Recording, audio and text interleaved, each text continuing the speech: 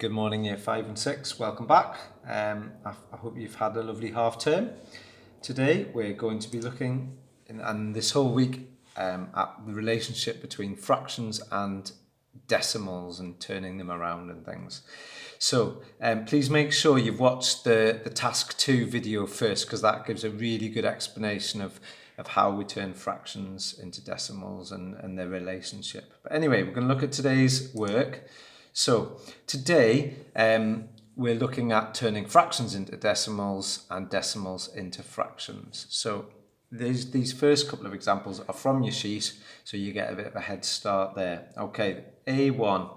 First question is to turn 2 wholes and 64 hundredths into a decimal. Okay, so let's start off with the easiest part, which is the wholes or the ones. So that's going to go in there, 2 wholes. So this part here is the decimal part. Now we've got 64 hundredths.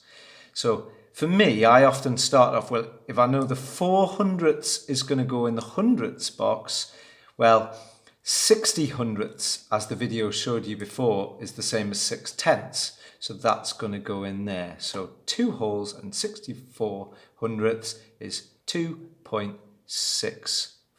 Sorry about that big decimal point there. I'm sure you can make yours a little bit smaller. Okay, so we'll repeat that process.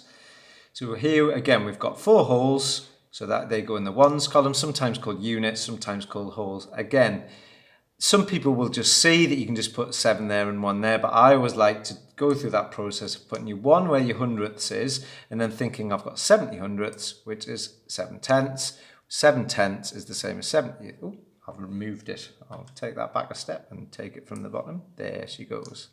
Okay, so the answer is 4.71. Now, you'll have noticed that we've got an extra box to what we had with Mr. Patterson in the other week where we were just doing hundredths. We've got this extra box, which is thousandths, which is where you take 1/100th and you divide it into 10 pieces. You then get thousandths, as the video showed you. So these next... well, this one's just the same, actually, really. You've got 1 whole, dead easy. Okay. You've got 2 hundredths, and of course you've got 4 tenths, which is the same as that 40 hundredths there. Okay, and the last one's going to involve thousandths. Okay, so we've got 3 wholes. Well, we won't do the one first. Let's work backwards, like I said, really. So we've got 5 thousandths. So let's put that in there.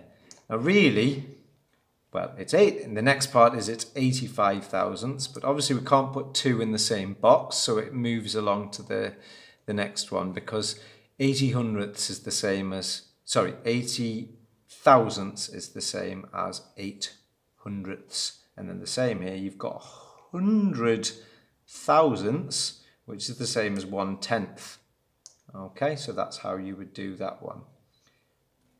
Okay, occasionally it might be a bit trickier. It might just say something like 3 and 5 thousandths.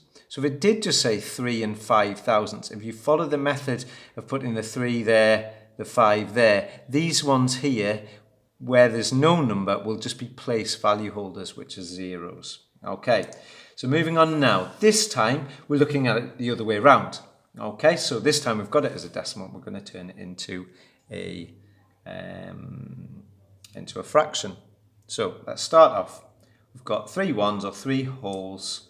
Okay, now it's worth making that number a bit bigger, otherwise sometimes it looks as though it's part of the fraction. And then so we've got 3 ones and we've got 5 tenths. So that's going to be 5 on your numerator, and it's thinking about what's your denominator here. Well, this one doesn't have any numbers in the hundredths and the thousandths. So the simplest fraction we could make it would be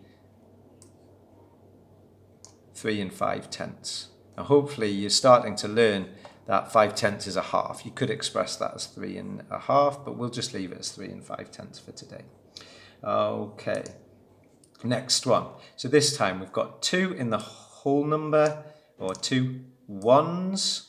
Okay, so this time we've got 34, which is going to go on our numerator. Now we just need to be careful when we're doing this that we pick the right denominator. So if we just put it as 2 and 34 tenths like we did on the last one, that wouldn't be right, because this one's got something in the tenths box and something in the hundredths box. So this is 2 and 2 wholes and 34 hundredths.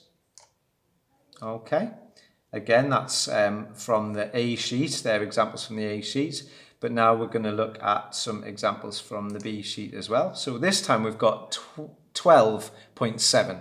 So we need to think at the 12, we've got the tens this time. It doesn't really make any difference as long as they don't become part of our fraction. So as I said, we make them a bit bigger so they don't get confused up with our fraction.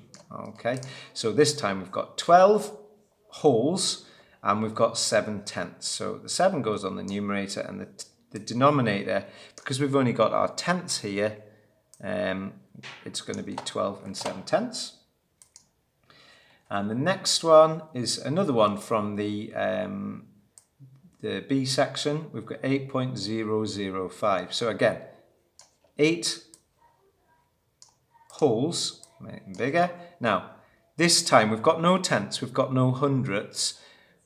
So we're just going to put the 5 thousandths on the numerator, but we need to be careful. It's not 8 and 5 tenths, because that would mean the 5 would be here. It's not 8 and 5 hundredths, because the 5 would be here. It's 8 and 5 thousandths. So we do need to make sure that our denominator is right in these. Okay, there we go. And that's the middle section of the A and the B sheet today. Okay, and the final thing is something you've been doing, you'll have done quite a lot of in your big maths, which is partitioning numbers. So this is where what you do is you take a line, okay, and you say, right, what's that 1 there worth? Okay, what's that 0 there worth? What's that 5 there worth? And what is that 9 there worth? Because it's not worth 9, it's not worth 5, it's worth a fractional amount over here. And we're going to write these as fractions, because if we just write them as decimals, that's what they were in the original one, and that's not really helping us to understand this. Okay, so let's have a look. Now what do we need? I wonder if I can just select, isn't it? Right, okay, so this 1 here is not worth 1. Okay, this 1 here, because it's in the tens column, is actually worth 10. Okay, now nothing is always just worth nothing. In this case, it's worth no ones. Okay, this here, 5 here, is worth 5 tenths. So that's going to be worth 5, and then we'll grab a line. Okay, if that works.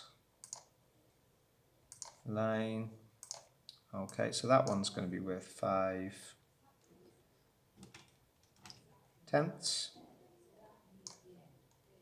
Okay, which is what we were doing earlier. And then this one here is worth 9. But it's not worth 9, it's worth 9 hundredths. Okay, so we'll put a line in again. Okay, and that is worth 9 hundredths. So hopefully, well, it's taken me a while on the smartboard to do it, you've got the idea of that.